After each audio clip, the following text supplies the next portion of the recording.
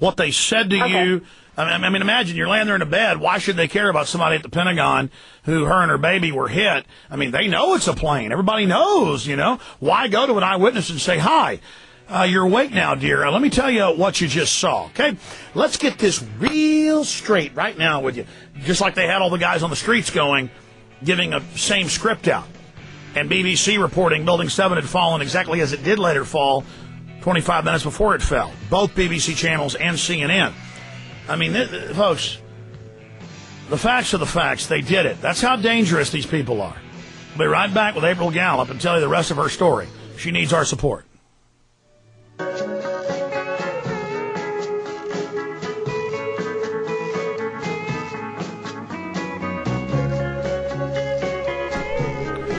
April Gallop is our guest. I'm looking at a photo of her and her young son, who's now grown up quite a bit since that terrible attack 7 years ago. April, continuing here with as much detail as you can. You're laying there in the hospital bed. Who did he identify himself as? Where did he say he came from? And what did you think? I mean, as somebody's hovering over you, telling you, this is what you saw, this is what happened, is that clear? You know, you got the official story, understand? I mean, go over as much detail as you can. Well, the gentleman didn't identify his name. He was with other military. There was like one person in a Navy uniform and one in an Army uniform. But the gentleman who spoke was just in regular clothing. He didn't really say, hi, I'm so-and-so. It was not like, how you doing? I'm so-and-so. You know, I'm with... He never identified organization or... No, he's a spook. That. He's the kind of guy that launches missiles into buildings. He's a bloodthirsty spook, killer spook. And he's there to let you know, young lady, this is what you saw. Isn't that right? Because I'm a hardcore soldier, and I understand collateral damage and sacrificing pawns, and you don't. So, I mean, he's there. What are the other guys doing? I mean, was he white? Was he black? I mean, describe him. He was a Caucasian American, and he was accompanied by an African American, and I think the other woman was Asian American. Okay, so the spook house is there, and you're saying they're in different branches of the military uniforms. Do you remember? Yes, because after he left, the lady did come back, and she was saying that they were going around, you know, doing accountability. Because I had asked questions. I was like, well, wow. I mean, you know, are you going to ask if I'm okay? Or, I mean, well, who are you? You know? And so nobody said anything. He just said what he had to say, and that was it.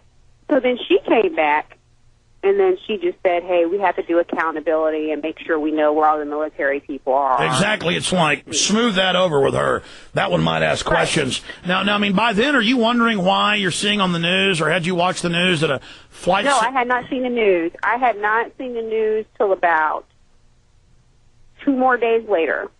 So I think I saw the news maybe the 14th or the 15th. Because at that time, of course, we're getting evaluation. Because immediately the military does the investigation, determine who's at fault or if you caused part of your accident. So immediately investigations began. So immediately I went into investigation. Well, let's stop and go back, and then we'll go forward into investigation. What specifically did he say to you? What did he say? He said, here's what you saw. I'm going to tell you what you saw. What did he say? Specifically? He said, what do you think happened? And I said, oh, well, I thought maybe I triggered something because as soon as I touched the button on the computer, boom. He was like, no, this is what happened, and that was it. It wasn't like he was elaborating or there was nothing additional. It was just blank, straight to the point. April, what did he tell you happened? What did he say happened? That some terrorists had hijacked a plane that ran into or crashed into the Pentagon. Now, have you ever talked to others? Because this story comes up with other emergency workers that showed up, people in that these men would show up and say, this is what you saw. Is that clear? Did you ever talk to anybody else who told you similar stories? No, I hadn't. No, I hadn't talked about it. Okay. Now, you said you immediately went into the investigation phase. Please continue. Yeah, what happened is when you're in the military, regardless, first of all, the Pentagon, you're selected to come there. So not everybody gets to go to the Pentagon. You're selected to come there. But it doesn't matter. If you're still active duty military, they begin investigations to determine if any part of that incident was your fault. And so then you have to get, physically, mentally, emotionally evaluated, and then they investigate the incident to determine who's at fault. And so that began right away. And from there, they say, yeah, this is what happened, none of it is your fault, or they say, this happened, but part of this is your fault, that type of thing. All right, let's talk about that investigation. Long segment coming up with our guest, April Gallop. She survived with her newborn son in the Pentagon, where she held a top-secret clearance with the SCI, with the U.S. Army. So we're going to go right back to her after the break and break down what she witnessed and what she saw and what she thinks about the official 9/11 fairy tale. Stay with us. Okay, going to April Gallop. Thank you for holding during the sponsors that make the show possible. Because I want you to be able to tell whatever part of the story you want. You've told us up to this point. Then they start the, quote, investigation. In the 20 minutes we've got left, roughly, run through then the rest of the story. And, boy, is there a lot of it left. And then tell us your take on what really happened on 9/11, being one of the victims of it. Well, it's a long story because, again, it's been a long journey, and we're still battling in 2008. And the investigations remain ongoing, and because every so many months, during the medical evaluations, the paperwork would get lost. And so then we had to start all over again and begin the process all over again. And so it stayed that way for many, many years. And then during one point in my medical eval, they were pretty much explaining to me that it wasn't appropriate to share that my son had been in the building that particular day and had gotten hurt. And then I thought it was unusual when I asked, well, what in the world am I supposed to say? Who am I supposed to say, was hurt him? I mean, what in the world was I supposed to say? And a lot of these incidences are so memorable because you wonder, how do you tell someone that? Or how do you come in a hospital and someone's laid out and say, this is what happened, and never ask, well, how are you? When did you start to get suspicious about it not being an airplane that hit the Pentagon?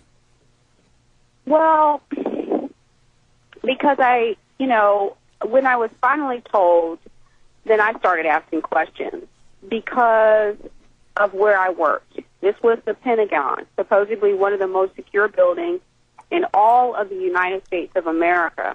And when you think about the budgets, the technology, and things to that effect, my rationale was how on one particular day nothing was functional and nothing was operational on that particular day.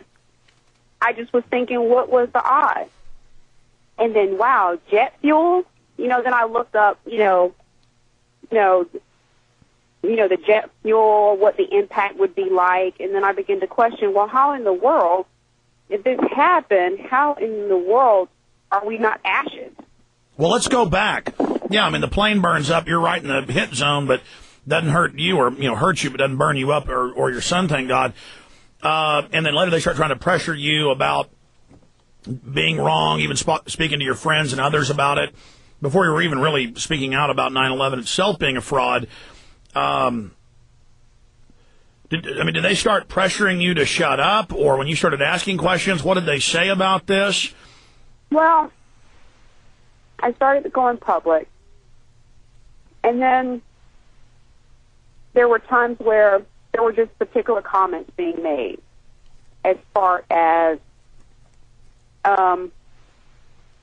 is it wise for me to say particular things when I am trying to get through, these investigations?